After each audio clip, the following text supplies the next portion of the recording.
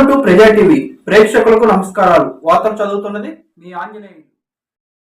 ప్రకాశం జిల్లా టంగుటూరు మండలంలోని స్థానిక భాష్యం స్కూల్ వారు 77వ గణతంత్ర దినోత్సవం సందర్భంగా భారీ ర్యాలీ నిర్వహించారు. ఈ ర్యాలీలో విద్యార్థులు యువతను చైతన్యపరుస్తూ మత్తు పదార్థాలకు వ్యతిరేకంగా నినాదాలు చేశారు. మత్తు పానీయాలు సేవించి వేగంగా ప్రయాణించడం వల్ల రోజుకు ఎంతో మంది యువత తమ ప్రాణాలను కోల్పోతున్నారని, హెల్మెట్ లేకుండా ప్రయాణాలు చేయకూడదని, ఒక్కసారి వాడి పడేసే ప్లాస్టిక్ను వాడకుండా వాటి స్థానంలో పర్యావరణాన్ని హాని కలగకుండా ఉండే సంచులను వాడాలని, నీటిని వృధా చేయకూడదని, సిగరెట్లు కూడా దూరంగా ఉండాలని నినాదాలు చేశారు. ఈ కార్యక్రమంలో టంగుటూరు మండలం ఎంఈఓ సిహెచ్ ఆనందరావు ముఖ్య అతిథిగా పాల్గొన్నారు. స్కూల్ ప్రిన్సిపల్ ఖాదర్ బాషా ఈ కార్యక్రమాన్ని ఉద్దేశించి పిల్లలందరి చేత మత్తు పదార్థాలకు, సిగరెట్లకు దూరంగా ఉంటామని, బైక్ మీద ప్రయాణించేటప్పుడు తప్పకుండా హెల్మెట్ ధరిస్తామని, ట్రాఫిక్ రూల్స్ పాటిస్తానని, ప్లాస్టిక్ వాడకాన్ని తగ్గించి పర్యావరణాన్ని కాపాడతామని ప్రతిజ్ఞ చేయించారు. ఈ కార్యక్రమంలో ఉపాధ్యాయులు మరియు పోలీస్ సిబ్బంది పాల్గొన్నారు.